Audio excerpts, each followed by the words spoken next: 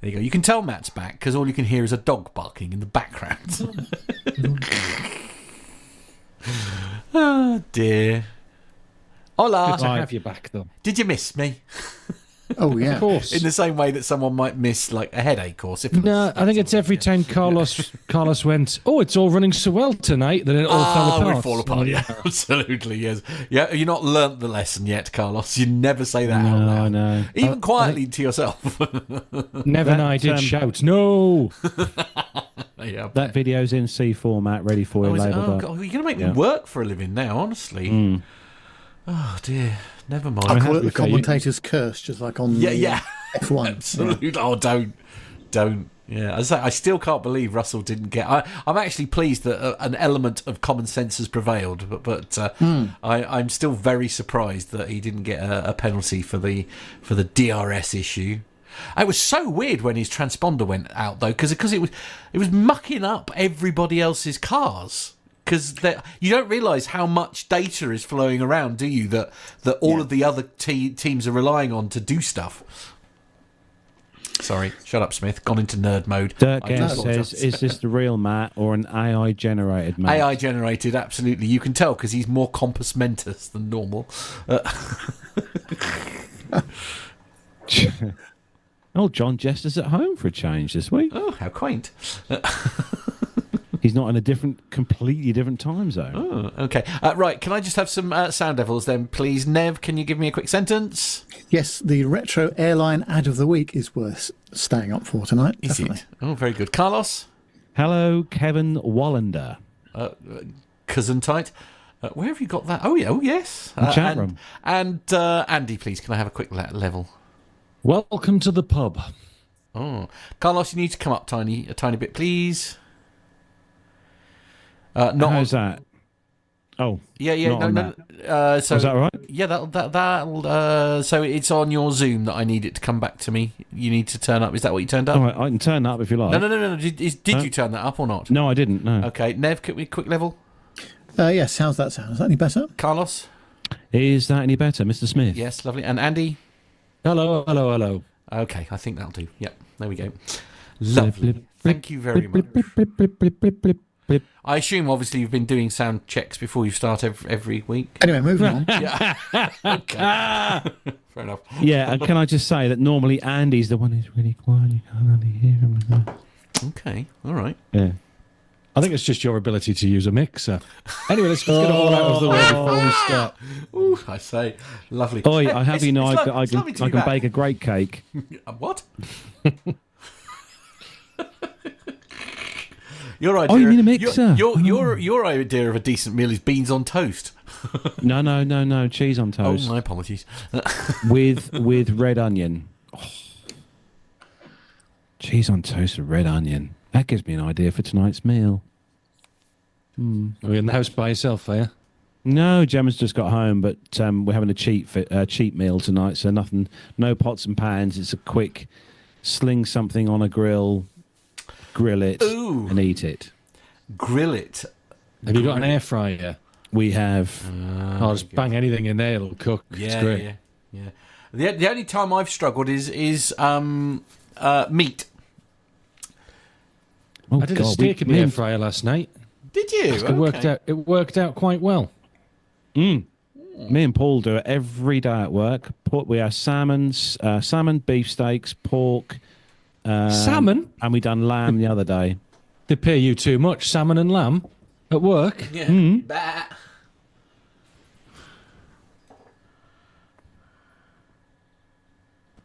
We started using these special liners as well because it makes cleaning them up a lot easier. We have those at the moment.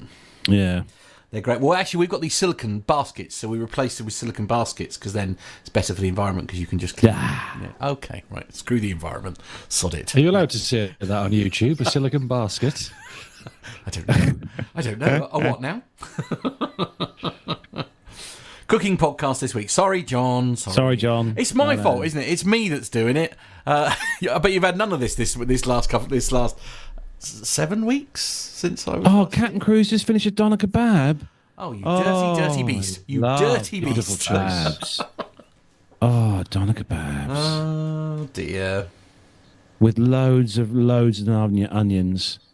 Oh, Nice. hello, Alan White. Good to speak to Alan yesterday. I had a nice long telephone conversation with Alan yesterday. Did you now? Going back to Dublin again at the end of the year. 4 minutes. Let me pop the clock up. You heard.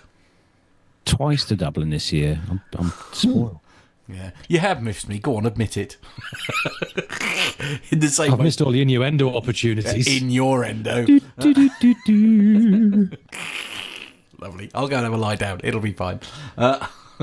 Dirk Guest says, we were too lazy to cook tonight, so went to get mankish from the local Syrian restaurant. Oh, Blimey. love that. Very cultural. Very. Love that. Whoop. Alan. Thanks, Alan. Yeah, that'll be handy. Sorry, let me try and see if I can do the socials. Who would like Get one for Nev as well. Who would like to take care of the social? Yeah, I'll do the socials. Yeah, okay, just give me 2 seconds. Hopefully it'll all be still ported. I've got the wrong 548, is it? Yeah, 547. Oh, 547. okay, one moment, caller, please hold. I've chosen the wrong stream. Let's try that.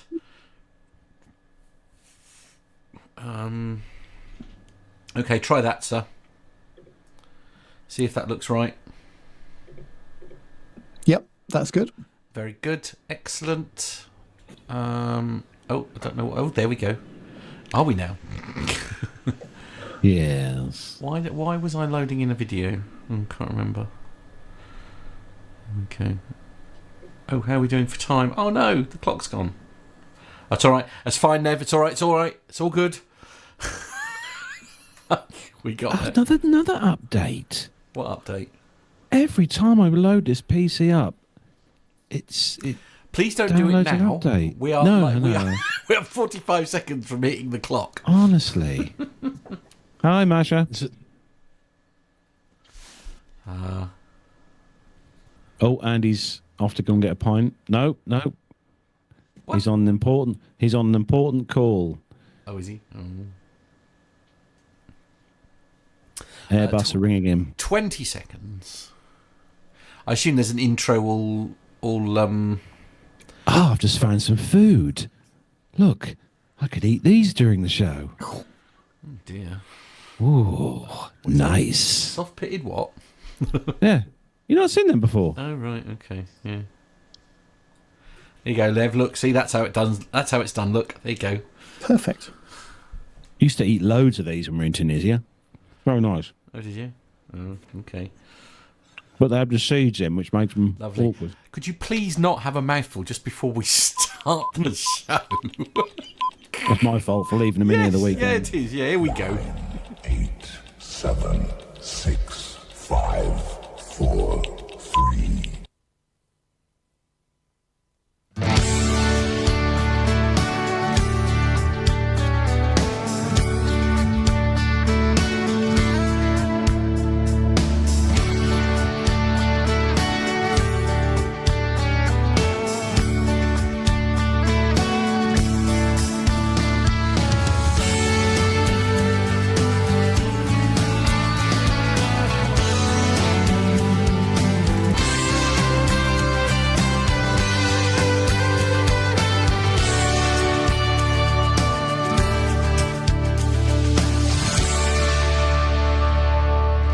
Well, hello and welcome to episode 547 of the Plain Talking UK podcast. I am Carlos, and in this week's show, we look at the somewhat outrageous story that airlines across Europe could be operating flights with just one pilot at the controls by 2030.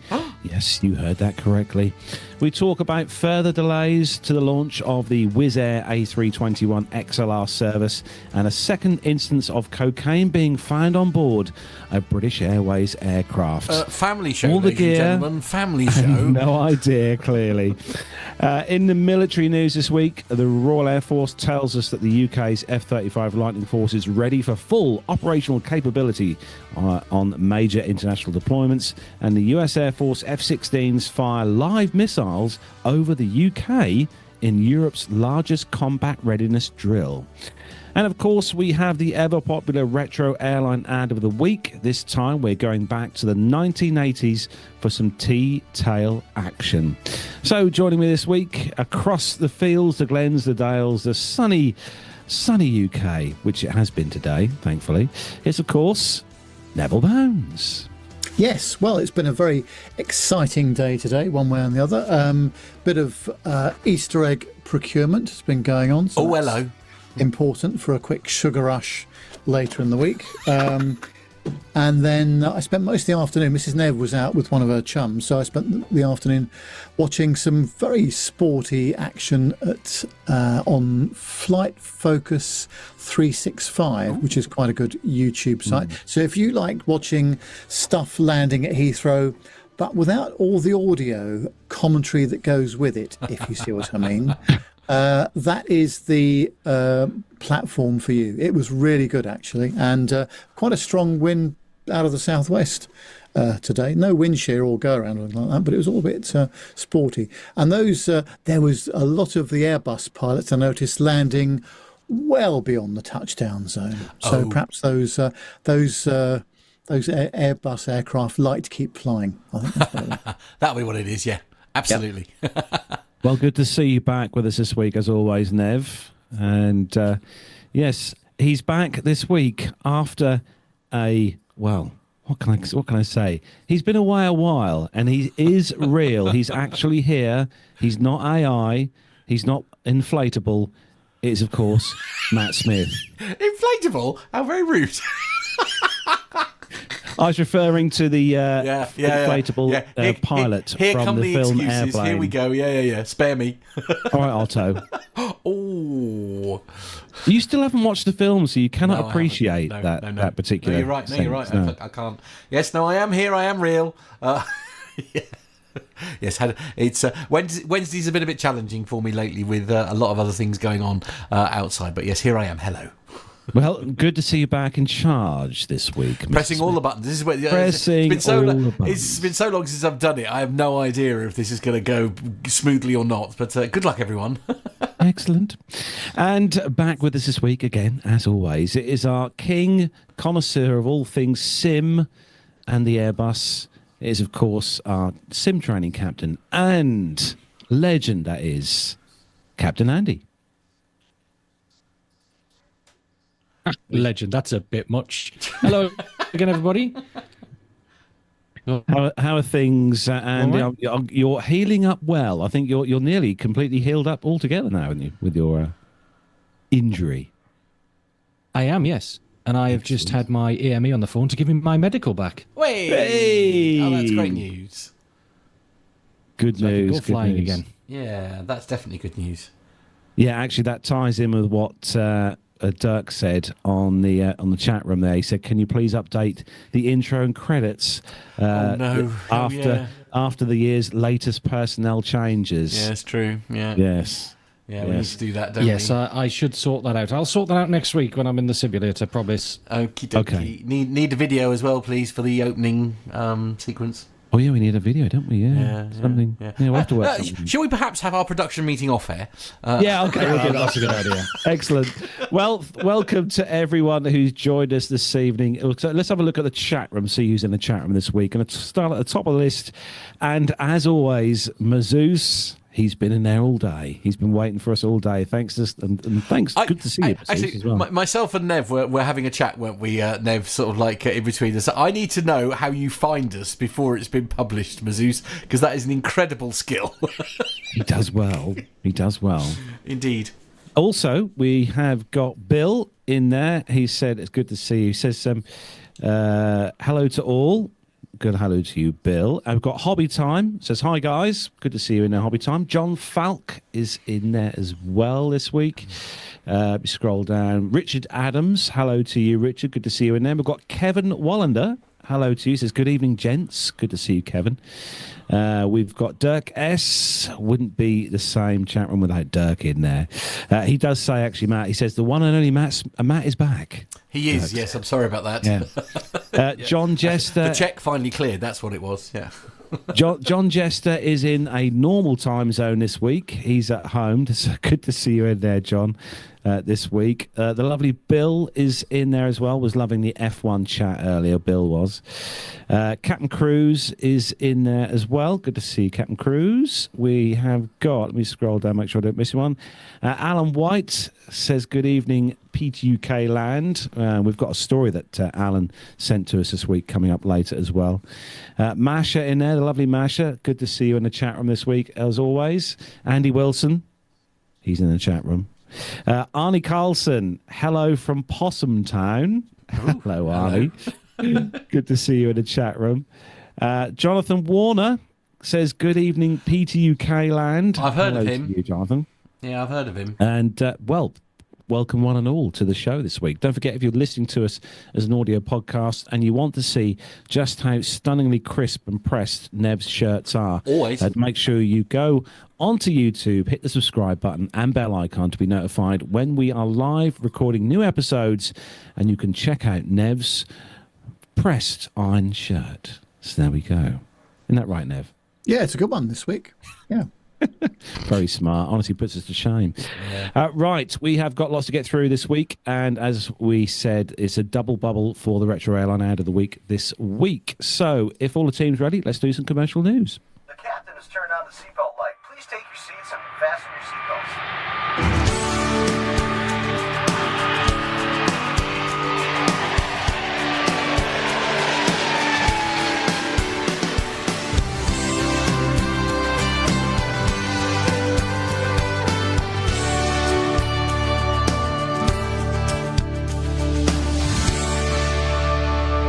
First story this week comes from aviation2z.com or 2Z.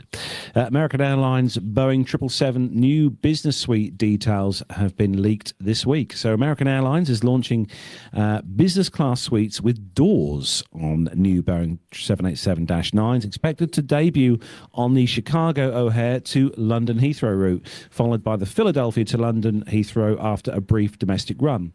The airline is also retrofitting 20 777-300ERs under Project Olympus, removing the first class and adding more premium suites while maintaining economy seating capacity.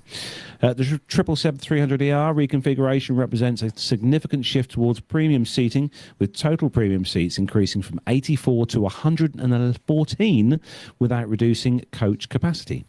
The transformation eliminates 8 first-class seats while adding 18 business class and 20 premium economy seats. The current configuration features 8 first-class, 52 business class, 24 premium, and 216 coach seats or economy seats. Post-retrofit, the aircraft will offer 70 business class seats, 44 premium economy, and 216 economy seats. To accommodate this, the premium seating, the American Airlines has reduced the spacing of the business class and main cabin extra seats by 1 inch per seat. The adjustments enables the airline to maintain the same overall length while significantly expanding premium capacity.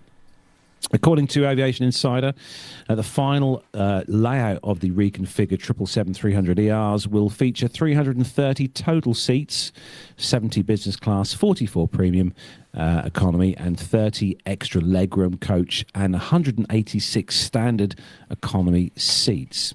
The detailed cabin equipment diagram, dated from 2025, reveals specific locations for baby bassinets, exit rows, and seats without movable armrests. The aircraft modifications extend beyond seating to operational spaces as well.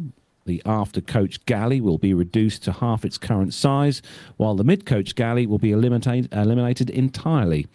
Lavatory access is also being reconfigured, with 2 bathrooms behind the cockpit door reserved for pilots during pre-landing operations. And concerns have emerged regarding passenger lavatory access, particularly on those international flights returning to the US, where the TSA regulations require passengers to use facilities in their ticketed cabin section. With only 3 lavatories serving premium economy and coach combined, all located at the rear of the aircraft, passengers flow during busy pre-landing periods could be challenging. So looking at the suites there, very similar to the flagship business class seating that I flew out with American a couple of years ago to the US. Looks very nice, though, I will say. But what are you saying, Nev? This whole premium economy thing is starting to grow even more now with airlines adding more premium economy seats to flights, and I think they're trying to entice people to spend that extra few quid and have a bit more luxury. Yeah, they need some more revenue, and that's one way of doing it, because they're not earning much in the cattle class seats. In fact, Jonathan Warner says American airlines need to update the cattle class cabin to accommodate normal-sized people to sit in reasonable comfort. My flight to Dallas last month wasn't the best. BA coming home, though, was excellent, with only 70 passengers on. I don't think that sector made very much money in that case then. Yeah, But somebody made a loss there, I suspect. Yeah, yeah, exactly. But no, I can see the appeal, because if you do look hard enough, you can find some quite reasonably priced premium economy seats with some of the big players. Definitely. I know BA, the price difference sometimes, if you look hard enough, can be not that much more than an economy ticket. So yeah, it is worth looking, I think. If you do have an extra few hundred quid in the bank and fancy a little bit more extra luxury, I think with the premium economy with BA, Nev, it's World Traveller Plus. World Traveller Plus, that's it, yeah. You have a quite a good recline with those seats. You also get kind of that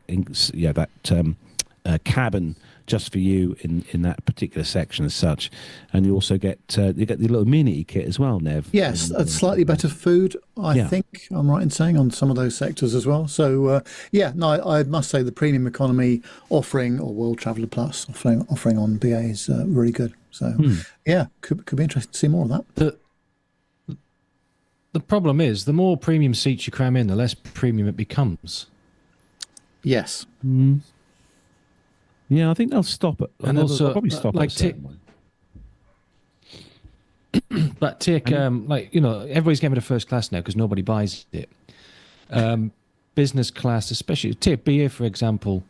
I've been on a BA flight to Barbados in one of the new cabins that had so many business seats, it just didn't feel like business class anymore because the service level wasn't there that you'd usually get in a smaller cabin. So there is that sort of downside.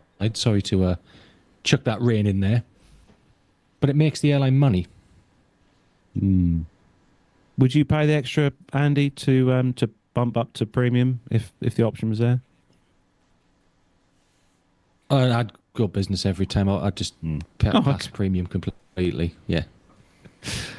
Oh, if you're going to do it properly. I mean, there is that, I suppose. Right, moving on, Matt. You got the next one, and the worrying news, I think, for someone who might be not a fan of flying. Huge amounts. We'll see. Paddleyourown.canoe.com is the source for this one, and the headline is airlines across Europe could be operating flights with just one pilot at the controls by 2030. Airlines across Europe could be allowed to operate flights packed with passengers with just one pilot at the controls within the next 5 years. A leading union that represents pilots across the continent has warned. Single pilot operations, or extended minimum crew operations as it's known within the aviation industry, is becoming an increasingly hot topic as regulators seriously consider whether they should allow airlines to slash costs by having just one pilot at the controls. Extended minimum crew operations, EMCO, is currently being investigated for the cruise stage on long-haul flights where airlines typically have 3 or even 4 pilots rostered to work a single flight. After takeoff, pilots will take it in turns to sleep in a dedicated crew rest compartment in order to comply with stringent rules called flight time limitations in order to reduce the risk of fatigue during critical stages of flight or in an emergency situation. Of course, in order to have 2 pilots at the controls at any one time, airlines are therefore required to roster 3 or more pilots, which is a cost that airlines would love to save on. In 2021, European aircraft manufacturer Airbus approached the European Union's Aviation Safety Agency with an idea to get rid of the requirement to have 2 pilots in the cockpit during the cruise stage. And a working group was quickly set up by regulators to explore the feasibility of this plan. This year, EASA is expected to start work on regulatory framework that will allow EMCO to take flight, and by 2030 new regulations could be introduced across Europe allowing single pilot operations. EASA is currently working through all the practical problems that could arise as a result of the EMCO, as well as the smart cockpit solutions that are being worked on to overcome these challenges. One of the more interesting problems is the fact that the sole pilot on duty could urgently need to go to the toilet, which could mean that no one would be at the controls if the pilot had to step out of the cockpit for a restroom break. Some of the solutions that were seriously looked into by EASA was to overcome this problem included asking pilots to deliberately dehydrate themselves before starting a lone shift at the aircraft controls, as well as requiring them to eat a high protein, low residue diet to mitigate the risks of them needing to defecate. Lovely. The agency even considered making pilots wear adult diapers.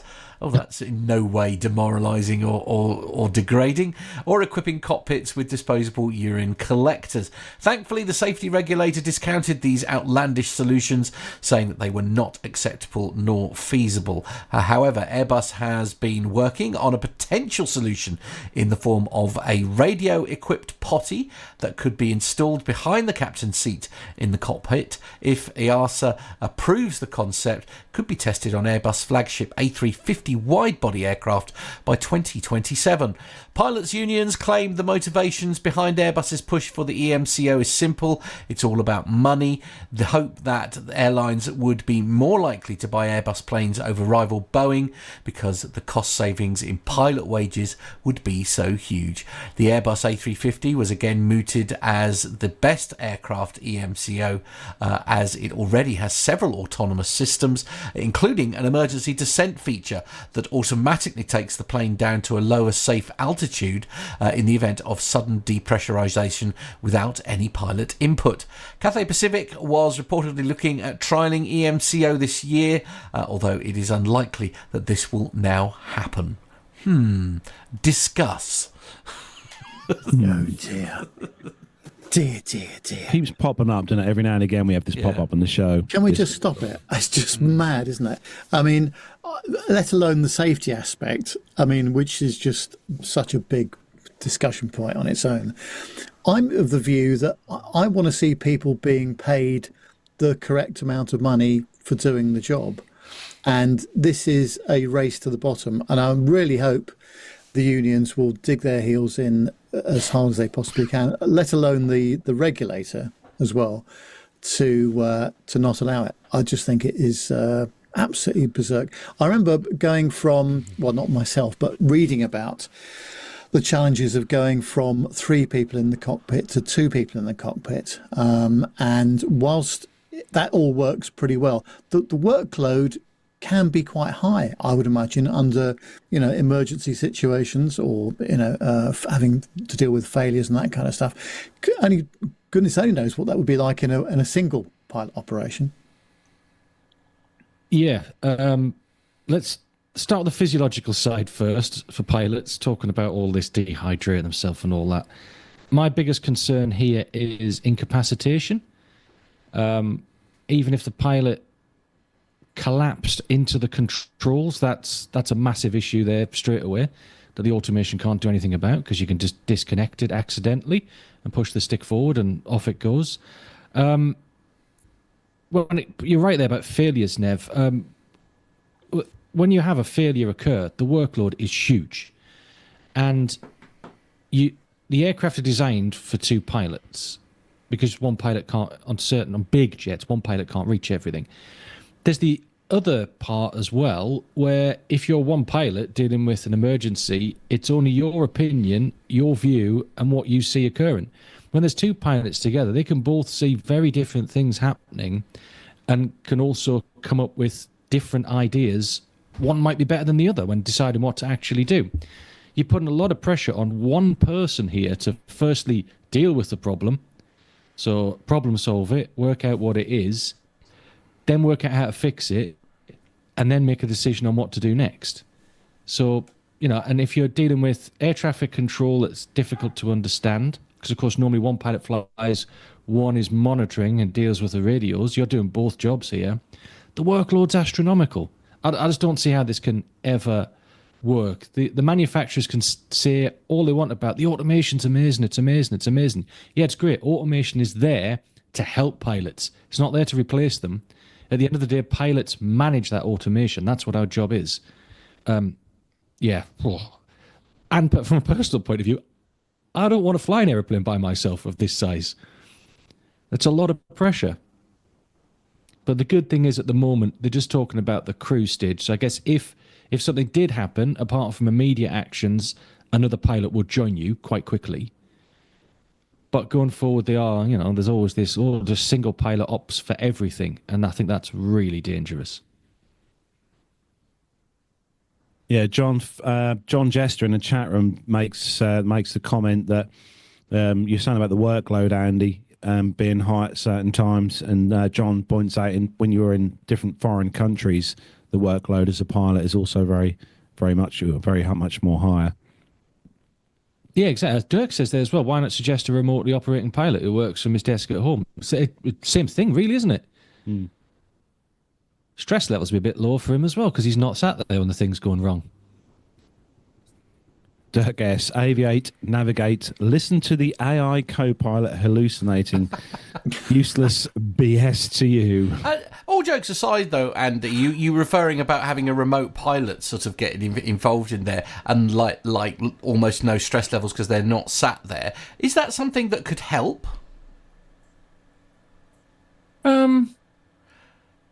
I don't know. I think because you're almost going to be looking at it like with a completely level and/or calm head, almost potentially.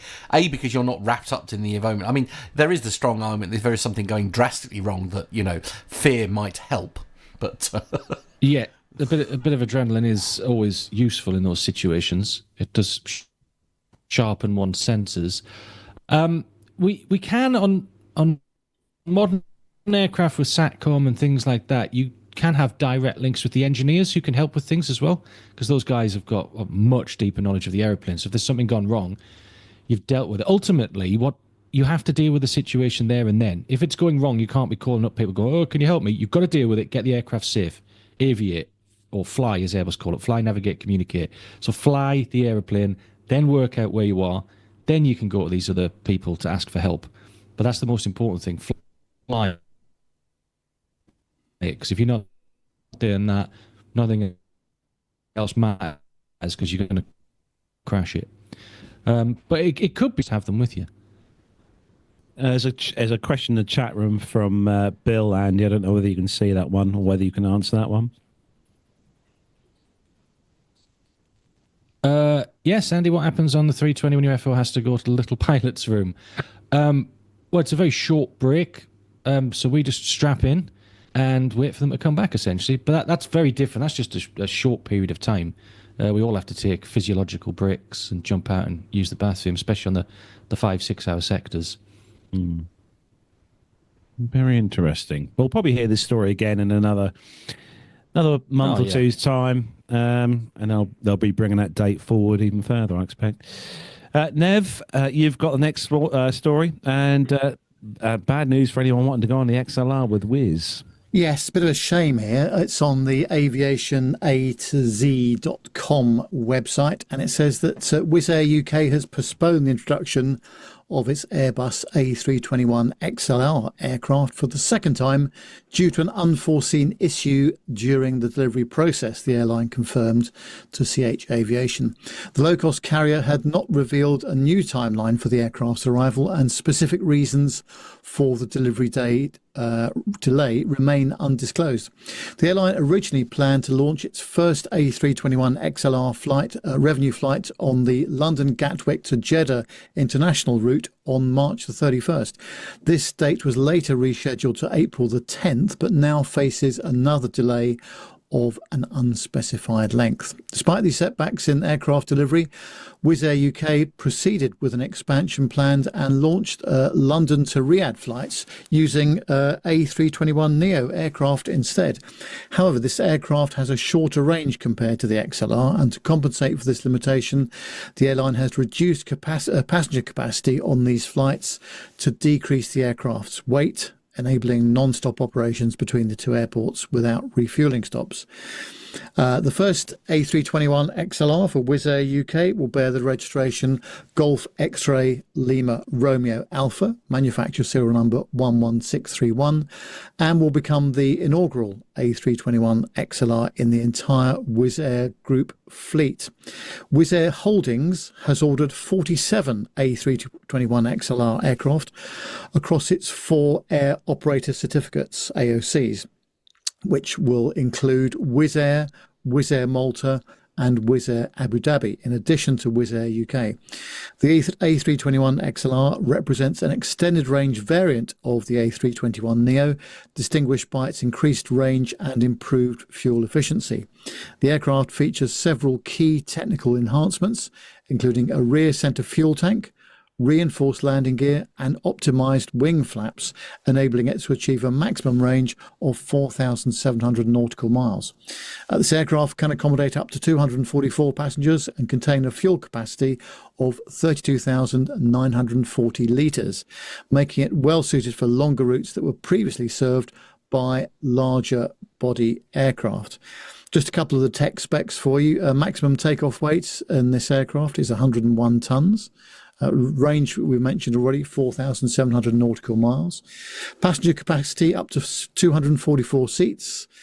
Overall length of the aircraft is 44.5 metres. Wingspan is 35.8 metres. And the height of the aircraft is 11.7 metres. And its efficiency has a 30% lower per seat fuel burn compared to previous generation aircraft. Well, the continued delays in receiving this aircraft may impact Wizz Air UK's planned network expansion, particularly for routes requiring the extended range capabilities that only the A321XLR can provide in a single aisle configuration. Well, 4,700 nautical miles is a fair old distance, isn't it? So that's good. I hope they get it up and running soon, because I think it will be a game changer for some of those Middle Eastern routes, that's for sure. How does that compare to the 320, Andy? That range? Oh, at least. Oh, you're asking me off the top. It depends on the payload. But that's a good, at least just shy of 1,000 nautical miles further. Mm. So it's a good at least 2.5 hours it can go further. Wow. It's interesting that this aircraft's been sat on the ground for nearly a year. It was manufactured quite a while ago. So I wonder what the problem is, why they can't get it in the fleet. Who knows? No idea. I didn't see any other stories regarding this online when I found this story to say what the issue could be with the aircraft. No one really knows, so if anyone knows what the issue is with this 321XLR, do let us know. Andy, you've got the next story, and I know, Matt, you've got a video to go with this as well. Yes, this is from islandecho.co.uk, and it's plane crashes into popular holiday park in Bembridge. 2 people have escaped with their lives after being pulled from the burning wreckage of a plane that crashed into a caravan park in Bembridge. As first reported by Island Echo, it was just before 2:30 last Saturday, the 12th of April, that the plane lost all propulsion and began to rapidly descend, with the pilot attempting to make it back to Bembridge Airport from where it had taken off just moments earlier. Witnesses have described the Island Echo hearing the light aircraft's engine cut out before the pilot banked around, clipping the top of a row of cottages on Hillway Road as the plane lost altitude. The plane destroyed a chimney stack and immediately plummeted to the ground, wrecking a garden fence and smashing a conservatory roof. In a dramatic turn of events, the aircraft spun 180 degrees and crashed into the ground, bursting into flames. Stunned bystanders, without hesitation, rushed to the aid of those trapped inside the wreckage and pulled the pilot and passenger clear before the fire could take hold. Hampshire and Isle of Wight Constabulary. It's been confirmed that one person sustained minor injury but has not required any hospital treatment. Amazingly, not only have those on board the aircraft walked away without injury, but everybody on the ground has escaped too. Many fear that any higher or lower, and the plane would have crashed directly into one of the houses or caravans. Saturday's incident prompted a large white ambulance service. In light of the ambulance service was stood down as the flying medics climbed a fence from the field where the helicopter had just landed, and were expected to attend the scene to examine the debris field. Island Echo understands the Bristol NG5, registered Golf Charlie Mike Sierra Mike, set off from Popham Airfield near Basingstoke at 11 a.m, arriving for a spot of lunch at Bembridge just 25 minutes later. Bembridge Airport remained operational with planes taking off after a sunny day on the Isle of Wight. And we've also got some insight as to the layout of the airfield at Bembridge from our listener Richard Adams. Now, these are just Richard's own thoughts on the situation here. As you can see, with a takeoff on runway 12, you are confronted with a fairly steep rise in ground as soon as you clear the hedge. There are additional possible hazards depending on the weather conditions, and he says he hasn't looked at the conditions for the crash day, but significant downdrafts at both the 12 and 30 ends of the field are fairly common, often manifesting as wind shear, and if there's any element of crosswind, then there can be fairly powerful rotor gusts as you pass the Old Britain Norman hangar and propeller in, which are about 3/4 of the way down the field on the right if you use runway 12.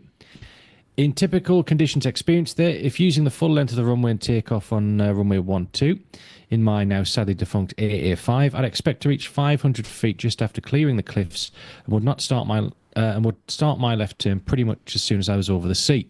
When you're at that point, and not before, there are a series of large fields on the left used for grazing and separated by barbed wire fences. These would be the optimal place to land following an engine failure after takeoff. Well, you'd probably still damage the aircraft. You'd probably walk away from it. The second choice would be in the sea, parallel to the cliffs, which is shallow and comprised of flat ledges.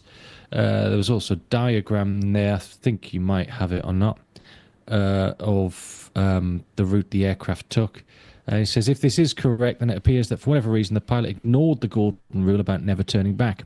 In his defence, though, there would be fairly limited options in the time available. He did very well to avoid the densely packed caravans for sure. And I've not heard of any reliable reasons as to the cause for the engine failure at takeoff, but given that the pilot appeared to have reached 500 feet normally after takeoff, he seems to have achieved a normal takeoff. And Richard had some possibilities there that it could be a bird strike or possibly fuel starvation as well. So yeah, I've flown to Bembridge a few times. It is, as he says, it can be a tricky place. I used to fly in there in DA-42s just to do touch and goes, because if you landed in a DA-42, there wasn't enough runway to actually depart again. So we had to be pretty sure we were going to touch down and just go around again, just to do some circuits there. It's a very interesting place. And when the wind's in a certain direction, it can be very, very turbulent as well. But the main thing here is everybody walked away from it and nobody on the ground was hurt. I think that's the most important thing. I've had a very lucky escape. You know, the video is quite dramatic. Those of you who are watching on YouTube will probably see the video that Matt's playing on there. You can just see the plane clip the roof on that building, and then it sort of comes down onto the, I think it's just the road there, isn't it, going through the caravan park. But yeah, not a nice quite experience. A high angle of attack as well. So yeah, it's got a very high angle of attack there as well. So it's clearly stalled as it's coming in. But that will happen without any propulsion at all.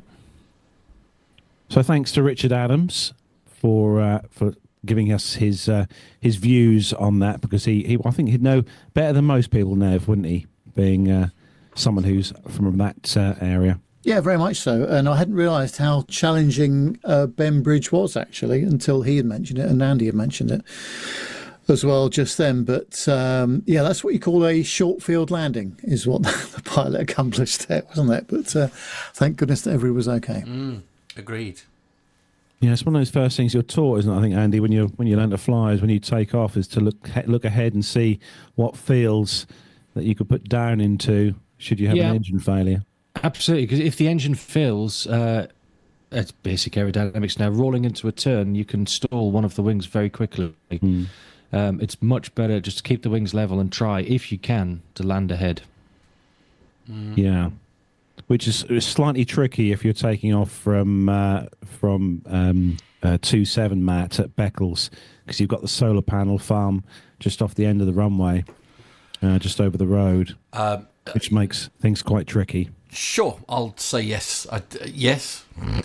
You must have seen it. It stands out. It sticks out a lot of sore. Oh yeah, no, the solar panels and stuff. But I'm the wrong person to be passing any kind of comment about what impact that may have on one's ability to fly.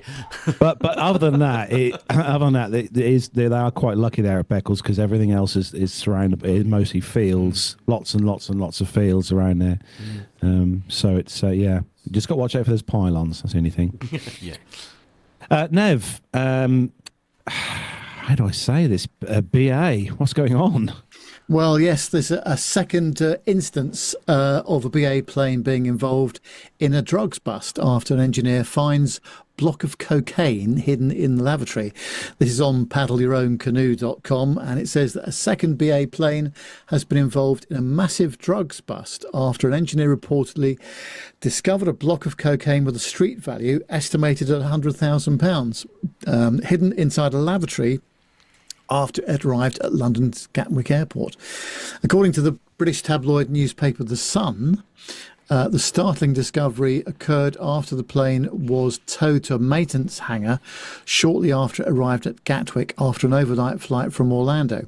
The unexpected decision to take the plane for engineering checks in a hangar that is off limits to most airport workers is believed to have foiled the smuggling gang's ploy to retrieve the block of cocaine from the plane between flights. According to sources quoted by The Sun, the block of cocaine was found behind a panel within the bin of one of the lavatories on the Boeing 777. It could have been hidden by a bent cleaner or someone else with access to the plane during its turnaround in Orlando.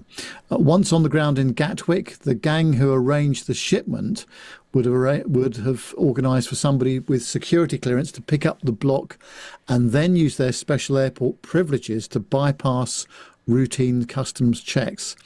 The news comes just a few days after it was revealed that a second British Airways Boeing 777 bound for Gatwick was delayed for 24 hours in Cancun after local police found a stash of what appeared to be blocks of cocaine hidden in a suitcase on board the aircraft. Passengers were starting to board the aircraft on April the 8th for the overnight flight to London, when police and Mexico's National Guard swarmed the plane and halted its departure so they could conduct a thorough sweep of the aircraft for any other hidden narcotics. BA apologised for the inconvenience caused to passengers after the plane was held on the ground for so long that the crew ran out of legal hours to operate the flight to London.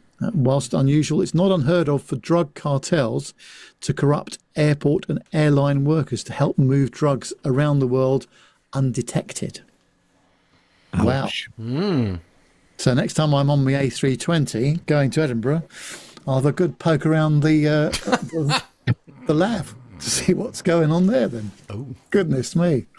Wow. Oh, I feel like this is I don't know, have they been tipped off maybe? Is that what some sort of like triggering, because it's been two quite high profile incidences very, very close together, if you see what I mean. I feel like there may be more to this story that we don't know about. Oh, I think this one's bad luck for the smugglers and good luck for the people who found it, because the aircraft was towed into a hangar where they couldn't get to it. Ah, okay. And the engineers have gone in and had a look, and the very honest engineers have handed over the Colombian marching powder. Right. Yeah, but these things do happen, and they happen a lot, especially in certain parts of the world. Yeah. This is a daily occurrence, really. Yeah. Yes. Oh dear. Ouch. I remember when I was doing my what do they call it? Why am I suddenly very scared? No, I was when I was doing some work for a well-known company at Terminal 5 at London Heathrow many, many years ago. They gave us a briefing about operating landside and airside as well. It did strike me that there was a lot of opportunity for doing misdemeanors airside as well.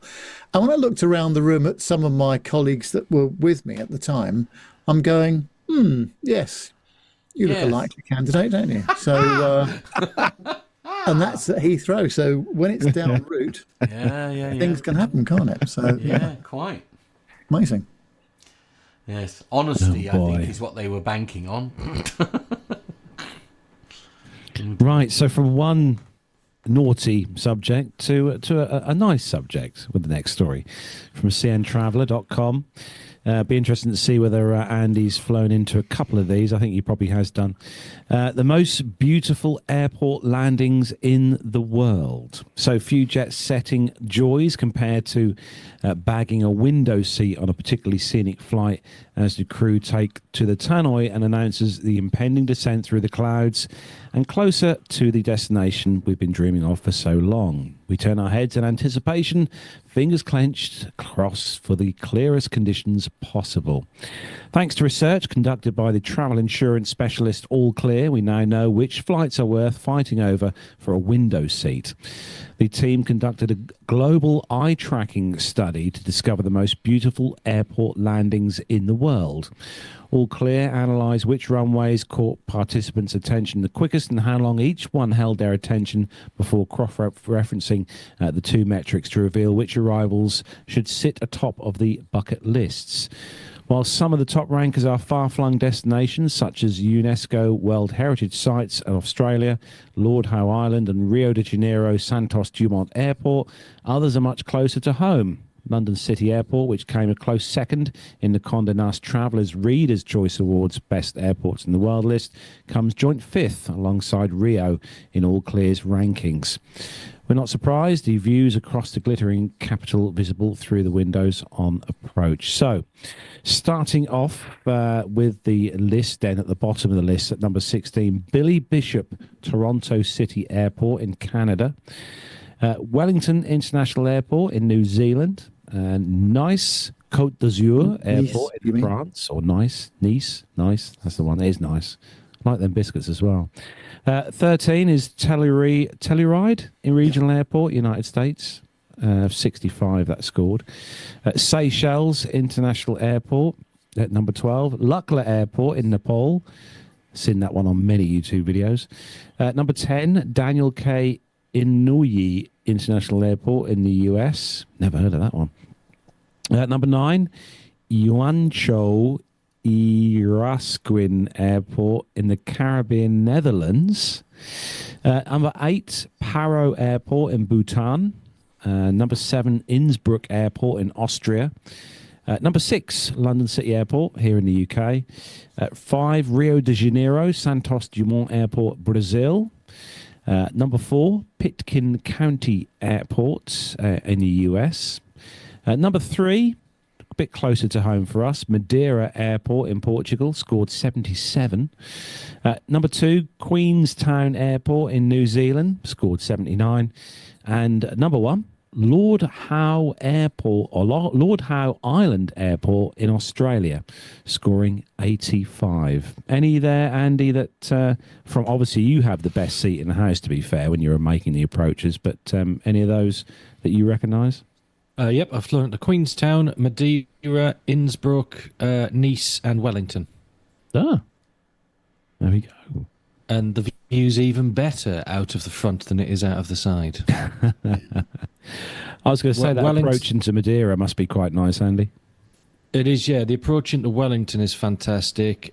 Queenstown, I can understand why that's second, flying between the Southern Alps of New Zealand. It is absolutely beautiful. Yeah, Madeira.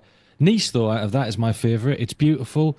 It's normally a visual approach, so we can just get on with it. Because they don't like us flying over the land, because there's lots of rich people there, some Tebe, and come into land visually. It's beautiful. But yeah, some great airports in there. What about Nev for you with Gibraltar? Is that quite a nice? It is, yeah. Although the weather needs to be nice for you to get in there in the first place.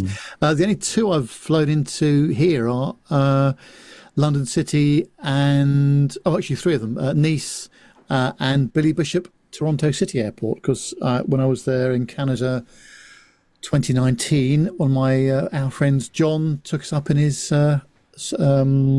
Sukkota aircraft. So we flew out and back to Billy Bishop, mixing it with the larger turboprops as well. So that was quite nice.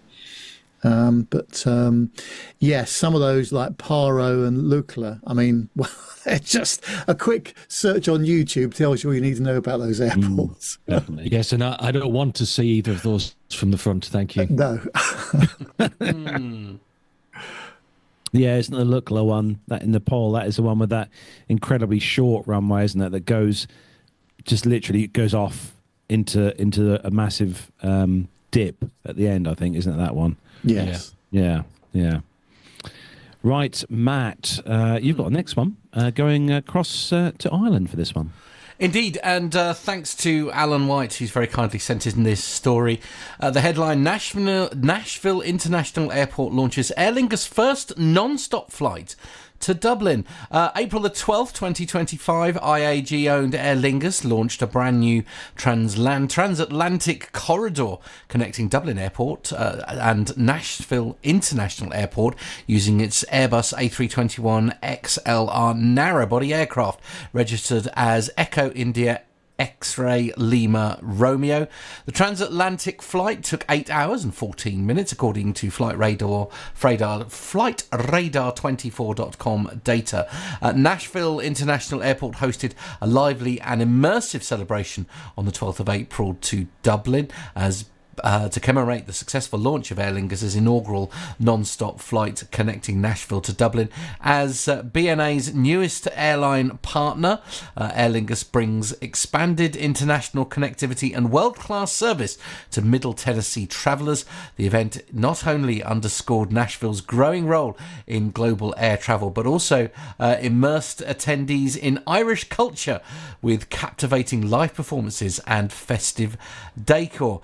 The celebration featured an esteemed lineup of speakers, including Josh Powell, Assistant Vice President of Airline and Government Relations at the Metropolitan Nashville Airport Authority, Bill Byrne, Senior Vice President of Global Sales at Aer Lingus, Amy Seitenhaler-Pierce, Ireland's first honorary consul in Tennessee, Frank Groom, Consulate General of Ireland, Atlanta, Mark Enzel, Tennessee's Department of Tourist Development Commissioner, and the list of names goes on and on and on. It's a bit of a corporate spiel, but needless to say, very exciting news for Nashville to have a direct link into and out of Dublin for the first time. It's on an A321 though. I mean, I love my aeroplane, but I don't want to fly it that far.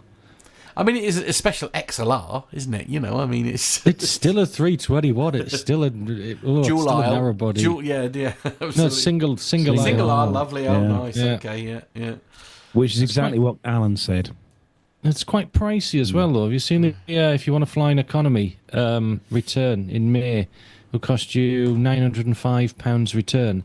Or if you wanted to go business class on the same day, it would cost you £5,000 return. Goodness. Ouch. Well, that's $8,000 for our US listeners if you want to travel business class. Cheap then. Yeah, I it's want a quite nice expensive. I'd want a wide body aircraft for that price, personally. Lots of room. Yeah, I was saying to Alan as well, one of those issues as well on the long haul flights is when obviously you get the inevitable people who've had a few too many gins and lemonades, and we all need to visit the lavatory, which in a single aisle aircraft could be tricky. With the at best there'll be what, 4, possibly if it's got a flex cabin, 5 toilets on there. That's it. You're what a fan of that, Nev? Do you fancy a 8-hour flight on a single aisle over to Nashville? I don't. Okay. I've said this before. I'm not. The technology that's available to actually do this sector is just phenomenal. It's absolutely brilliant. But it's just such a long slog in a single aisle aircraft, isn't it? So, but I probably need to take one of these flights to actually see what it's like in real life, because I'm criticising it without even having been on one. So we'll have to see. Very strange. Right, Andy, we're heading over to Schiphol for the next story. Yes, and I hope my internet holds up because I believe it's been a bit choppy here. It's been a bit choppy. Airline groups warn Schiphol flight reductions could impact EU connectivity. The Dutch government plans to reduce Schiphol's flight capacity from 500,000 to 478,000 annually starting in 2025 as part of an effort to decrease aircraft noise pollution. But in a joint statement, Airlines for Europe, or A4E, the European Regional Airline Association, ERA, and the International Air Transport Association, IATA, said they would stand firm in their commitment to protecting air connectivity. The group said that cutting flights should not be the goal of any policy to reduce noise from aircraft, and the airline industry was actively advancing noise reduction through fleet modernisation, improved operational procedures and innovation. Arbitrary capacity cuts will also undermine further investment in quieter, more fuel-efficient aircraft, said the airline associations in their statement. EU member states must follow the internationally recognised balanced approach when addressing aircraft noise, which mandates evaluating all measures before considering noise-related operating restrictions as a last resort. Last month, the European Commission approved the Dutch government's decision to reduce Schiphol's annual flight limit, stating that it had largely followed the proper procedure. However, the Commission also pointed out some shortcomings in the government's approach. The plan only addresses commercial aviation, exempting general aviation and business aviation from the measures, despite their contribution to noise, said the Commission. Furthermore, the Commission found that the Netherlands had only partially considered the potential of fleet renewal to reduce aircraft noise. The Managing Director of Airlines for Europe said the Commission's observations can't simply be ignored. We stand by our members as they explore legal avenues to ensure that noise mitigation efforts are fair, effective and proportionate. The Director General of the ERA added, noise reduction must be the focus, not unnecessary flight reduction and restrictions that come at the expense of connectivity. ERA advocates for a collaborative, evidence-based approach to address noise concerns rather than unilateral capacity restrictions that disrupt connectivity and the single market. The team that wrote this recently spoke to experts in the European IPMI landscape about customization, digital transformation, and well, I think that's from another story. But yeah, Schiphol's been on this trajectory for quite some time now, and it's I think we. I think we may have lost Andy. I think we may have lost Andy. Yeah, not quite sure what's going on there. Yeah, Andy. Andy's having some slight internet issues. Yes, but going back to Amsterdam though, while we wait for Andy to come back, is looking to reduce the amount of. Not sure what's going on there. Okay, we'll see. I was what going happens. to say all the airports and that I've flown to in my life, I still haven't flown into Schiphol yet, and I'm gutted because it's one of those airports that you read and see about so much on the show. I know you've been there a few times, Nev. Just a few times. The other thing is that John Jester makes quite a good point. The new E190 is almost silent. 5 kilometres from the airport centre. I barely hear most aircraft at Amsterdam. And he's right, because, it's a 6 runway layout there, I seem to recall. But a lot of work done to prevent noise pollution as much as they can by varying the noise around the airport. And also to give the aircraft and the crews the best possible situation with regard to wind direction and that kind of thing. So I'm surprised at the airport looking to reduce capacity, I must say, when they've got so much capability there compared to other airports. Perhaps I should hop on a flight, Nev, at Norwich and take a quick flight over to Schiphol for the day. Yeah, what's that going to be from Norwich to Schiphol? That's going to be £6,000, 400 quid, isn't it, each way? Probably. Oh, at least. Can you hear me again now? We can, yes. Yes, we can, yeah. Andy, Lovely. you're back. Yeah. John Jester makes a brilliant point. When you're vectored into Schiphol, they just want everybody to get down to 2,000 feet straight away. So they vector an aircraft all around the north of the Netherlands at low level, making lots of noise. I just don't understand that. They always want us to get right down to 2,000 feet and then vector us around another 15 miles at that altitude. It's crazy. Odd. Upsetting the neighbours. Yeah, well, I don't know.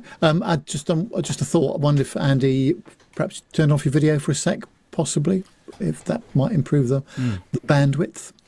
Yes, looks to be a bandwidth issue for some reason, doesn't it? But yes, a very good point. Really, I mean, it's just like, I mean, why are they doing that? I guess it would be the question I would have. That I mean, other airports don't do it. What is the decision behind that? Do you know by any chance, Andy? Oh, sorry. Decision to do what? I didn't hear that bit. Well, the sort of 2,000 feet. Why is everybody encouraged to be at 2,000 feet essentially for It's their procedure. Okay. I don't know why. That's what they do. They just get everybody down to get them all at the same level and then space us all out correctly for the approaches. Right. Okay. Strange. Strange. Now, Nev, you've got the next story. This is from a website I think that most people across the globe will probably Even know I've of. heard of them. Even you've heard this. And it's actually, this is quite a nice little story. Well, not such a story, Nev, more of a kind of cry shout out. Yeah, requests. It's on flightradar24.com, and we all like a bit of Flight Radar 24, don't we? So this is your chance for listeners that live near Heathrow to be involved with them.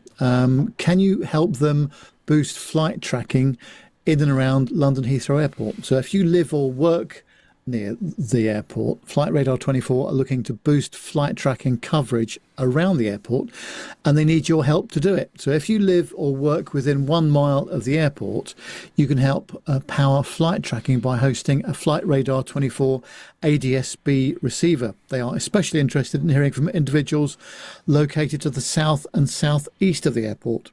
So some examples of locations that they are focusing on are Stanwell, Feltham, Hatton, Hounslow, Hanworth, Witton and Sunbury. So if you are living in and around that area and you would like to help them by hosting an ADS-B receiver, you can find all details about that at flightradar24.com. And I'm sure they would be interested to hear from you. Yeah, they send all the kit out to you, Nev. So you don't have to buy any new bits of kit. They send you the kit out to plug in with all the instructions on how to install this and that on your home PC or laptop. So it looks very simple when you see it online how it's done. But I'm quite surprised, Nev, that considering how many people live in and around London, that they're lacking in coverage for that particular side of I was just about to say the same thing, actually. You'd think that'd be very well populated, wouldn't you, with people that would be able to do that? But maybe they've got a bit of a dead spot there. Perhaps they want some assistance. So not enough avgeeks live there. That could be. Could be. John Falk suggests I move to that part of the country. Absolutely. Now, it wasn't actually very far from where I was born, at Perivale Maternity Hospital in Greenford. All those years ago, back in 1961. 25 years ago, something like that? That's it, yeah. If only. Is it still there? Not knocked it down, yeah? No, it's still there. I believe, yeah. I think it's still there. It's not becoming a housing estate as far as I'm aware. Nice. They need to get Adam Spink to stick one on top of the tower, then they'll get the best coverage ever. I was going to say, there is that, yeah. They're missing a trick there, aren't they? Yeah.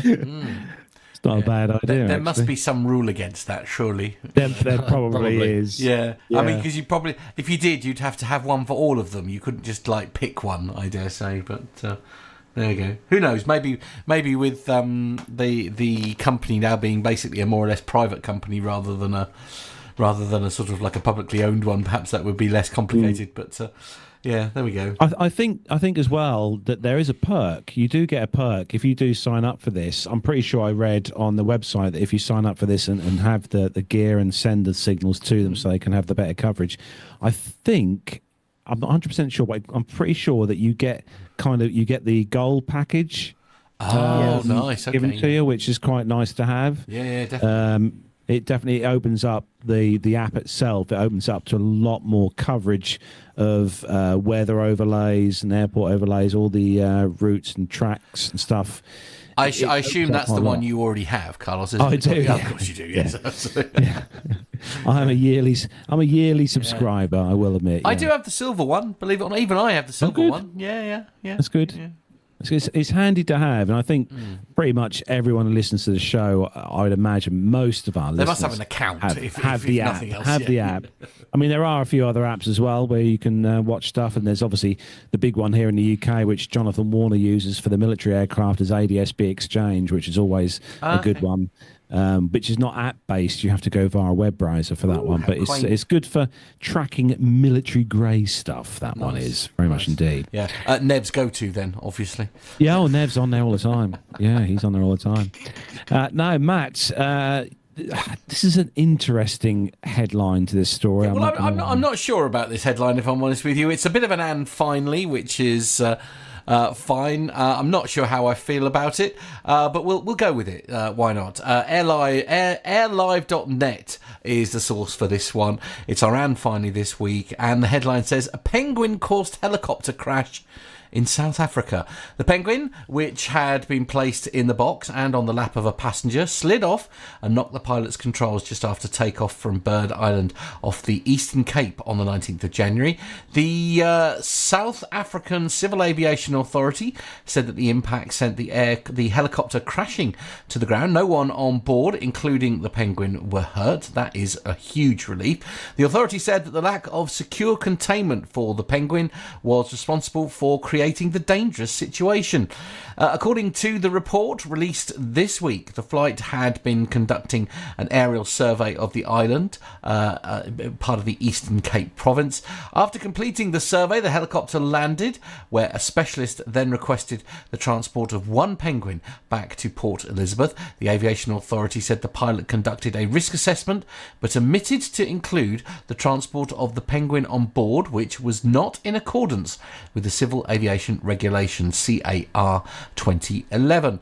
When the helicopter was about 15 metres or 50 feet above ground, the cardboard box slid off the lap of the specialist to the right and caused the cyclic pitch control lever to move to the far right position, causing the aircraft roll, the report determined.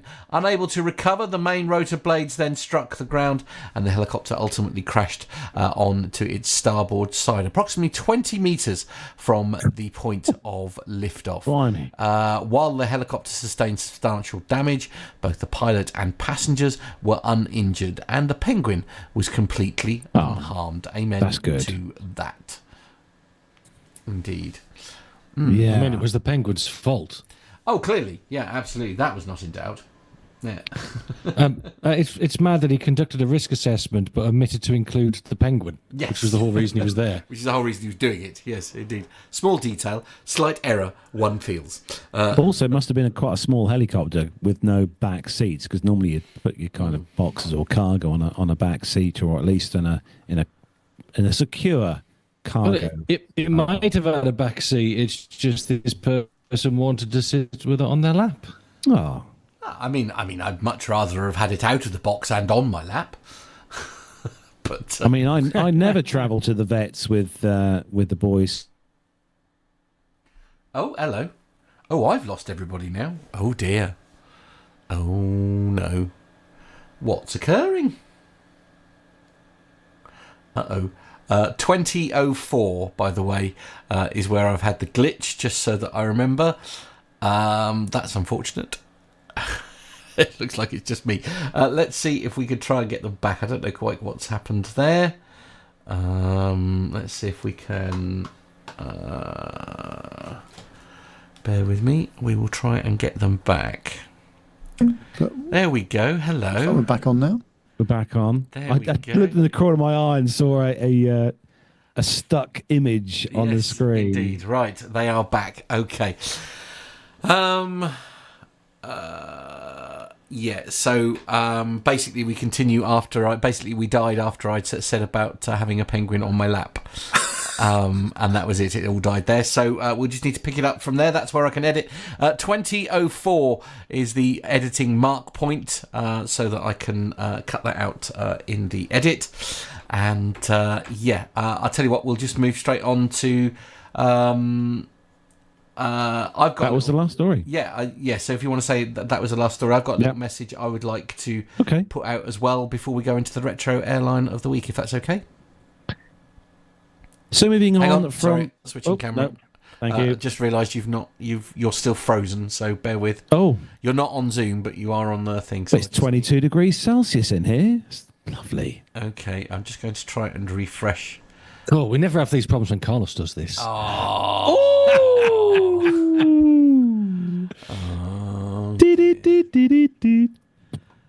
This is where I get booted out of the Zoom call. It was at this point, and he knew he'd Gone too far. yes. Okay, it's not coming back very easily. Dirk Guest says we're down to single mat operation. Yeah, there we go. Right, okay. Right, Part so of there we the go. EMAT Yeah, system. indeed. Okay, so, and Carlos, if you can just say a quick sentence so that it comes back to you. There we go. Yes, so if you can just do the wrap out of the commercial news, please. And moving on from penguins in boxes on laps to the next part of the show, which, Nev, it's over to you. Yeah, well, of course, we always look forward to this part of the show. It's the Retro Airline Ad of the Week. And this week we're heading back to the early 80s. And fans of the DC-9 and Boeing 727 will love this double helping from a forgotten airline that served 160 destinations. Nobody serves our republic like Republic. Nobody gets the kind of letters that we do. Dear Republic, it was my very first plane ride. From being escorted to my seat to service in the air, everything was done for my comfort and courage. Your people were most helpful. Dear Republic, in years of worldwide travel, I've never had such service, thanks to Mark Bird, Greg Carenti, and Janet Marshall. Dear Republic, our daughter traveling alone had to change planes for the first time. Your people in Detroit went beyond the call of duty, seeing to her welfare. We're grateful. Republic Airlines, serving over 160 cities coast to coast. Nobody serves our republic like Republic.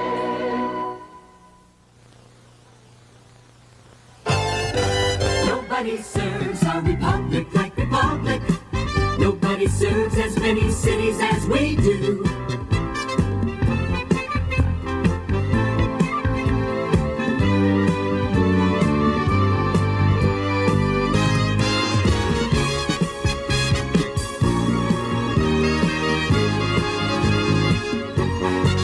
Nobody serves our republic like Republic.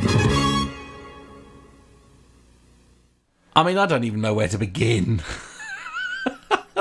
I mean, if you're a lover of the 70, I mean, I thought it's so nice to see those airliners again. Nev, can you remember the last time you saw a DC-9? No. Well, a British Midland one, probably. Yeah. And then a SAS, the real SAS, MD-80, I suppose, which I used to travel on a lot, MD-81. But yes, no, it's good stuff. I like seeing a bit of the old T-tail aircraft as well. Republic Airlines, Nev, can you remember them? No. Well, I've heard of them, but I don't know much about them. Never had the pleasure, as it were. No. Yeah. They merged with Northwest Airlines eventually.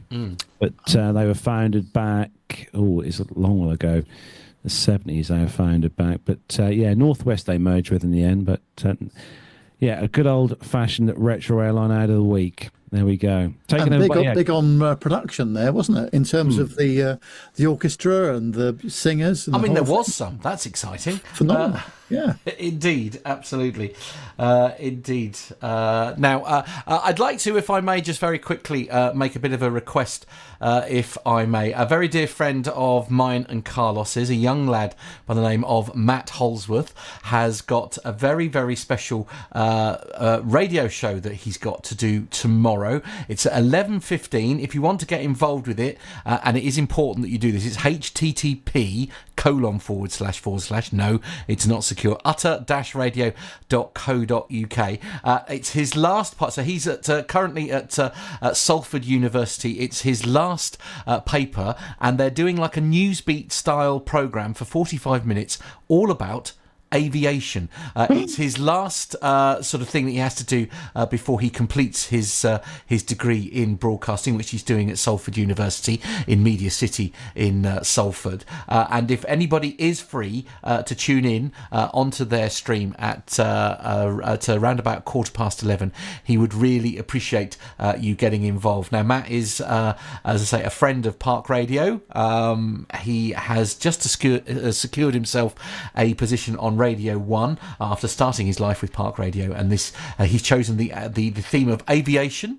I don't know why. Perhaps not a bad theme. No, indeed. He's probably been inspired by us, Carlos. That'll be what it is. Anyway, he's going to be doing something that's 11:15. So if you are free and able to tune in, you can do so via your phone, and it's http://utter-radio.co.uk, and it's 11:15. He'll be doing his sort of speech-based programme on Salford University's student radio. But he would really appreciate anybody who could join in and get involved in the conversation about what's going on. And I thought I might give him a mention on here because for once he'll probably get some sensible questions. So Captain Cruz says, I don't think anyone around here knows anything about aviation. No, probably not. But they probably know a little bit more than the general public is all I was hoping. But yeah, if you can spare, the programme is going to be 45 minutes long. Thank you, Nev. Appreciate that. Yeah, http://utter-radio.co.uk. Yeah, he's a wonderful young man who we're very proud to have links with, aren't we, Carlos? A wonderful young man. Very much so, yeah. Absolutely. He's covered your show before now as well, hasn't he? He has, yeah. Yeah, he says. Anyway, thank you. If you could, that would be amazing. Excellent. There we go. Links in the chat room. Tune in. It's at 11:15 tomorrow morning, our time. Our time, yes, absolutely. Oh, no, it's all. It's based at Salford. Yes, in Manchester, basically, just outside Manchester. So, 11:15 UK time. There we go. Right, time to move on to the next thrilling part of the show, which Nev gets excited about every single week. It is, of course, the military segment. Matt, hit the button. What's up, Bogies 13550, Angel 16, heading 340. Okay. 100 St. Bogies.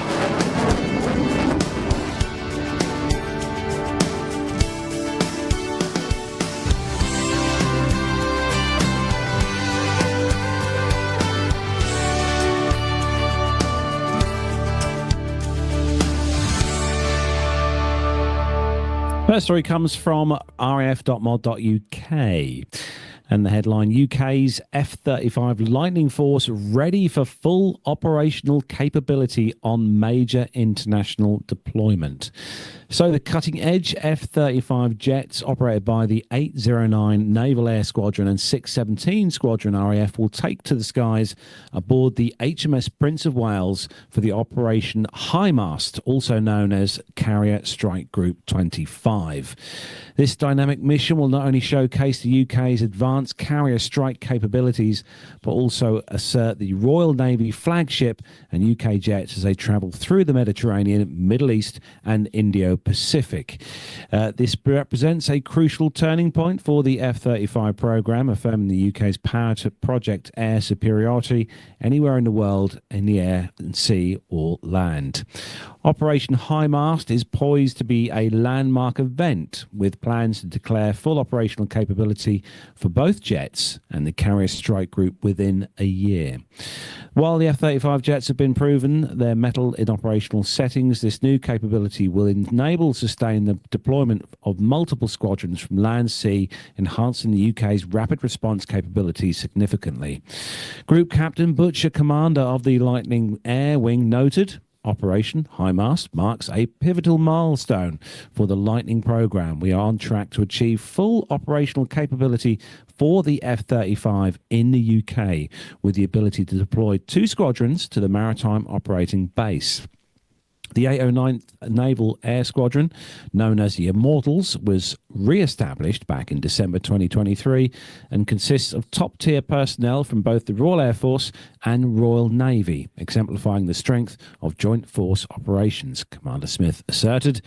For half of our personnel are from the Royal Air Force and the other half are from the Royal Navy. We operate a cohesive unit within the Combat Air Force, he said. During Operation HIMARS, 809 Squadron will collaborate with 617 Squadron in the largest F-35 Lightning deployment in the UK seen to date.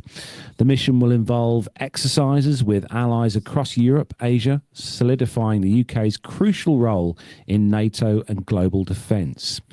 Lieutenant Colonel Carty, in command of 617 Squadron, underscored the strategic importance of this deployment for the UK's defence capabilities, saying the F-35 programme is imperative to our defence. Its cooperation with the Typhoon enhances our combat effectiveness considerably, he stated with confidence. As the first Royal Marine to command a UK fighter squadron, Lieutenant Colonel Carty took pride in the collaborative nature of the operations. The deployment is set to demonstrate the impressive inoperability of the UK's F-35 Squadron's allied forces, particularly in high-end strike operations and defensive missions from sea-based platforms. Yay! They're finally working properly. The F-35s are on the carriers and doing what they should be doing, which is always good. We'd love to see these operate off the Prince of Wales. Not seen that ship yet in the flesh. It'd be nice to see the HMS Prince of Wales. But yeah, it's good news, isn't it, Nev? They've finally got this thing up and running properly. Oh, yeah, I can barely sleep at night. Off the scale. I'm on the rev limiter. He's on the rev limiter, exactly. Yeah. Also, I noticed where the RAF put out a press release. Have you noticed they use sort of 10 or 12 words where two may have been sufficient? Oh, dear. Anyway, it's thrilling. Whatever it is. Yeah. Right, so Nev, you've got the next one all about an aircraft we love on the military segment. Well, we do, but again, this story has far too many acronyms in it. In fact, as Andy pointed out earlier, some of the acronyms aren't really acronyms at all, and the military do like their acronyms, as we know, but we'll see how we go. It's on the forcesnews.com, and it says that US Air Force F-16s fire live missiles over the UK in Europe's largest combat readiness drill. Live missiles are being launched in UK airspace this month as part of US Air Force's largest weapons system evaluation program, WSEP, exercise ever held in Europe. Dubbed Combat Archer, the drill is taking place at RAF Lakenheath and involves 21 F-16s from the 555th Fighter Squadron, known as the Triple Nickel, which is based at Aviano Air Base in Italy. The evaluation provides an end-to-end assessment of combat readiness, from how munitions are stored and loaded to the performance of aircraft, aircrew and ground support teams in a live fire environment. By simulating real-world engagements, Combat Archer ensures aircrews and maintenance personnel are prepared for actual combat scenarios, says General James B. Hecker, commander of the US Air Forces in Europe, Air Forces Africa. And the acronym for that is USAF Africa, USAFE-AFARCA. Just trips off the tongue, doesn't it? The exercise uses threat representative unmanned systems and live air-to-air missile launches to create realistic training conditions. It also drops of munitions like the AGR-20 Falcon laser-guided rocket designed to counter one-way attack drones. As part of the evaluation, munitions drops are being carried out at a military training range in Wales to help identify any issues in weapons delivery. Holding the exercise in the UK rather than flying the aircraft back to the US allows USAF to save millions of dollars in fuel and tanker support whilst keeping its units forward deployed in Europe. RAF Lakenheath is home of the US Air Force 48th Fighter Wing and is hosting the training. Whilst the base is typically associated with F-15 and F-35 operations. It regularly accommodates visiting squadrons for NATO training missions. General Hecker said this approach enables a full evaluation of the weapon system from start to finish. It will look how we store and move weapons, how our munitions professionals build and load them onto aircraft, how the jet and its systems perform, and how the pilots adhere to procedures. Well, there we go. That's a good bit of news, isn't it? You got it out in the end, Nev. It was hard going, Well though. done. That's a difficult read, that story. That's for sure. Yeah, firing live ammunition over here. Yes, nothing to worry about there at all. Don't know how I feel about that, if I'm honest. A bit like that story we had a few weeks back, where we had that piece of a military aircraft, wasn't it, landed in a field somewhere, wasn't it, Nev? I think it's one of the stories we covered on the show. Yes. Yeah, and that wasn't a live ammunition either. But yes, we'll see where that's going. Right, next up, Nev, where are we heading off to this year? Yeah, we've got a few air shows lined up that we intend to visit this year. Saturday, June the 21st is the first one we're doing over at Duxford for their summer air show.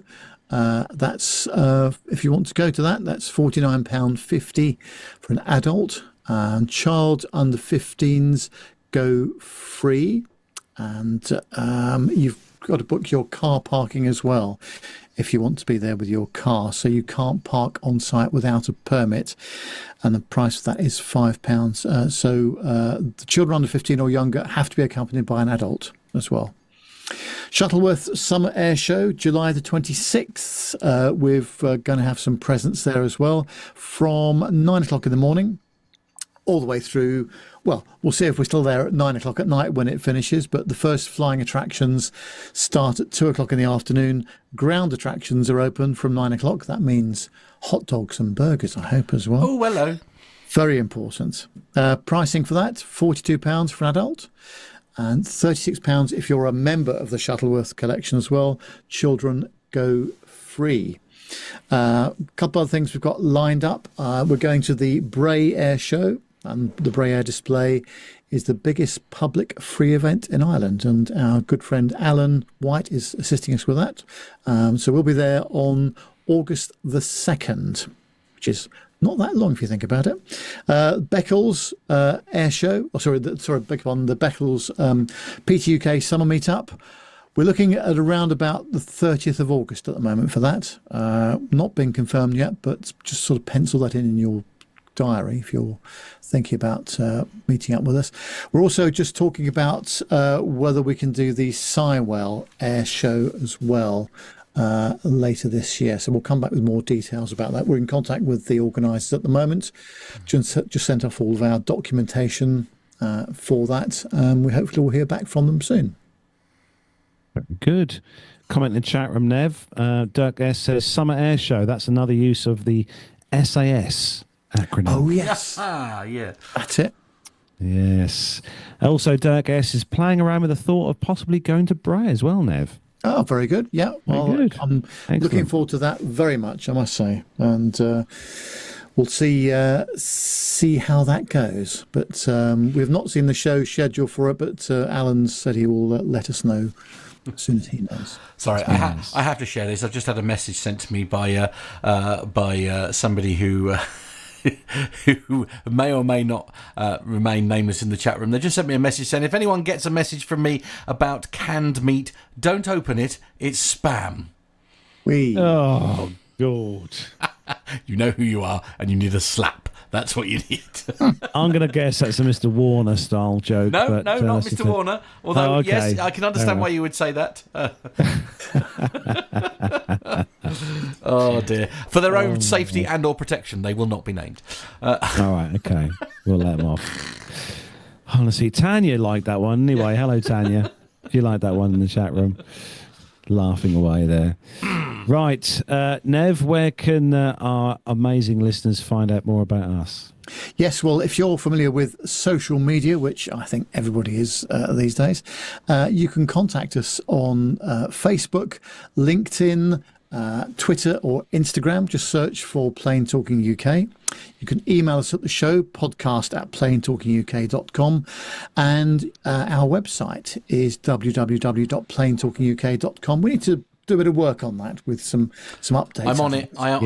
There is a basic there, but I need stuff from people. Yes, content. Yes.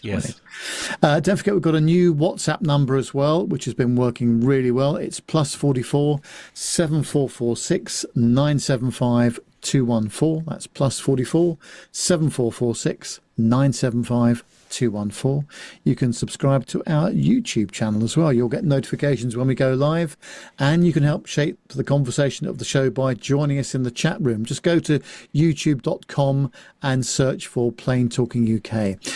If you go to our website, you can become a Patreon and also donate by PayPal as well. So if you've got the means and method to send a few pounds, euros, dollars, or whatever your currency is, then just go to the website. It tells you all about it there, and that really does help us with the running costs of the show. So that will be fantastic. Just go to plaintalkinguk.com for the details. Yes, indeed. We would love to hear from you as well. If you've got the feedback, love to hear from you. And pictures as well. If you want to have your picture on the green screen behind us here, we can do that. As mentioned earlier in the chat room, I noticed that the Stargazer, you picked up on that straight away. Well done. The last flying L1011 behind me there, the Stargazer, TriStar. But be good to hear from you, all you listeners. So this weekend, it's a big weekend here, isn't it, guys, in the UK? Is, of course, Easter bank holiday weekend. Nev's already got his chocolate egg. He's well and truly on that case. Andy, I'm guessing that your house will be filled with many chocolate Easter eggs. Yes. The other two love them. I'm not a big fan. But busy weekend, but it'll be nice. Excellent. Mr. Smith, what are you doing? Anything exciting Easter? Good Friday. I'm on the radio. If anybody fancies joining me early doors, I'm on Friday, Saturday, Sunday and Monday breakfast over the Easter period. Friday I'm off to... what's happening Friday? Friday I'm off to a place called Voodoo Daddies to go and see a band called Chest in Norwich. So I'm very much looking forward to that. Going with one of my good friends, Tom. Looking forward to that. Going to have a cheeky Nando's, I think, while we're there. And then Sunday, a certain Geordie. It's his birthday, and we're off to. I want to say, is it Red Wings? No, Redwell. Just under the Trouse bypass. In Norwich. We're off to a brewery there where they've got some live bands and stuff for his birthday. So an actual weekend filled with going out for a change, which is going to be very exciting. Excellent. Well, if you're in the UK, enjoy your bank holiday weekend. Well, I think the weather's... eggs. Yes, there is that. But there's also, I think, the weather's not looking brilliant, unfortunately.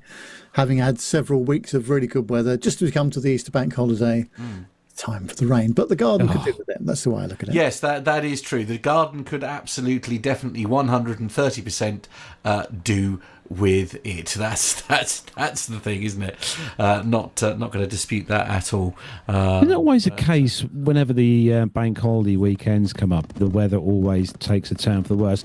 I'm literally now looking on the app for the weather forecast, and it's going from a bank holiday weekend is pretty rough, and then next Tuesday it's gorgeous, beautiful sunshine. It is, yeah, usually the way, isn't it? For those of us that aren't working, you need to be retired. It matters not. Yeah, absolutely. Yeah, indeed. All right, Nev, don't rub it in anymore. Right. Thank you. Quite right. We've just been sent a video by Mr. Warner, by the way, who's just got back from a certain little trip stateside, of course. There you go. You could just see that on the screen now. That's quite a fireworks display, isn't it? Spectacular, I think, is the word you're looking for there. Oh, love a little fire cannon look. There we go. Yes, it'll now take Jonathan Warner about 6.5 years to go through the SD cards of photos that he took while he was out there.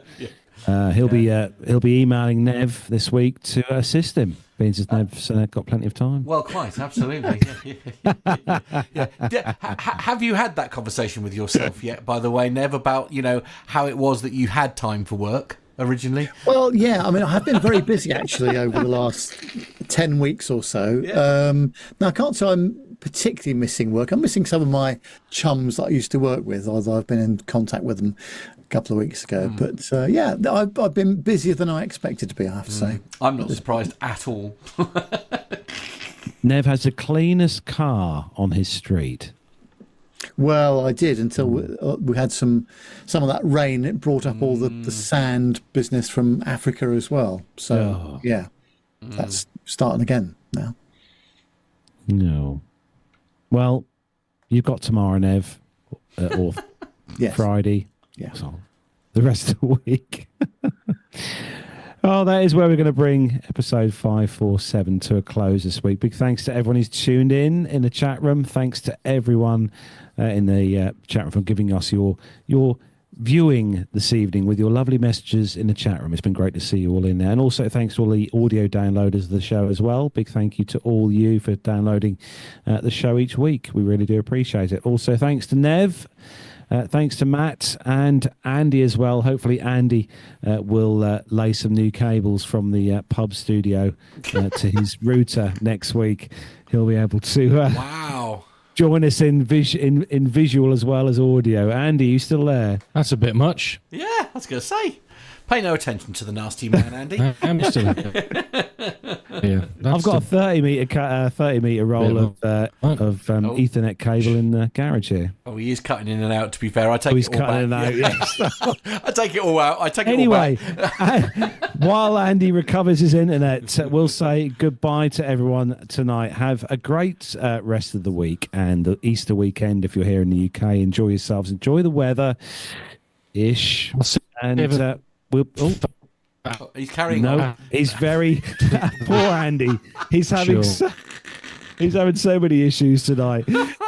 Right, that is it for episode 547. We'll be back next Wednesday. All he being could have sworn well. we'd never have known. If not, if anyone has got a cup and string, he's gone. They can send Andy. Please bring us back a cup and string. We'll send that on to Andy for next week's show.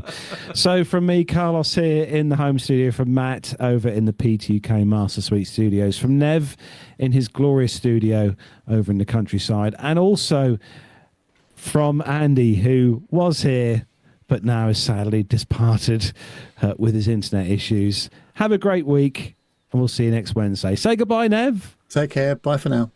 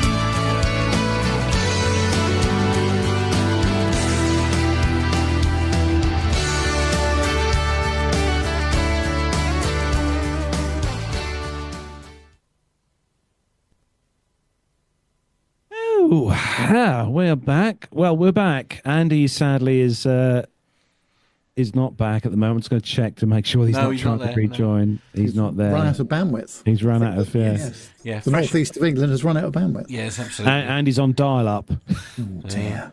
Oh, 56k. Oh, poor Andy. Those were the days, eh? To be fair, Andy has got a lot going on within the house, as in building work going on at the moment. So I think is the stress on the line. I think is probably. Or one of the builders has gone through a fibre cable. Yeah. Yeah, I bet. Yeah. Poor Andy. But no, good show tonight. Well done, everyone. Just checking. I'm just having a look to see whether that has actually changed for the week. No, it hasn't. No. Oh well.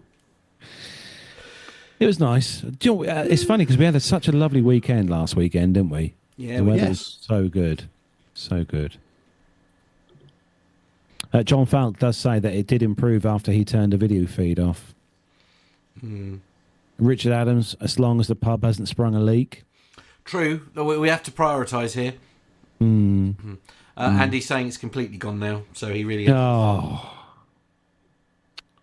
Andy. Here we go. Sorry, I'll just put a little marker thingy in the group chat so that I know where I need to do my edit. I'm being spammed by Mr. Warner, by the way. John Falk is off for a glass of red. Oh, nice. Ooh, nice. I hope it's a Merlot, John. I hope it's a Merlot. I think I might treat myself to some red wine tomorrow evening, being it's Well, I this evening, because I'm not driving tomorrow, because I'm working from home tomorrow, I've treated myself from the Isle of Wight distillery. I treated myself to a very nice glass of their spiced rum, which is... I don't like rum. Sorry, you don't like, or you do? I love rum. Yeah. I love oh, mate, rum. You would absolutely love this, but I'm not bringing you any because you and I would finish off the bottle in no time. I don't doubt that at all. Absolutely beautiful, especially with some ginger beer. It is out of this world. It's so nice. I can even, it's even delicious neat. Needless to say, there'll be another bottle of that winging its way to me shortly. So I enjoyed that. I enjoyed this whole tumbler full during the show. There we go. Sorry, not sorry. I can remember the days when Nev used to enjoy a glass of a Pinot during the show. Well, you see, that was on a Friday, though. You see, end of the week. Yeah, but that's when Nev had work the next day. Yes, I know, but Nev is now busier than ever now that he's retired. Yeah, what you don't know is that I've already had a couple of glasses for my dinner tonight. Lovely. Love that. Absolutely. So before I join the show, but just back on the water now. Yeah. Before bed, definitely a good idea. That. Yes. Indeed. All right. Shall we let these lovely people get away? Yes, let's let these gorgeous people go. Right. Thanks again to everyone in the YouTube chat room. Thank you so much for joining us this week and taking time out of your Wednesday evening. We really do appreciate it as a team. And thank you very much. We'll see you all next Wednesday. Have a great Easter. Final words from you, Nev. Yep, thanks very much indeed for joining us, everybody. Hope you have a great remainder of the week and Easter weekend if you are celebrating. And we will see you 7 o'clock UK time next Wednesday. So bye for now.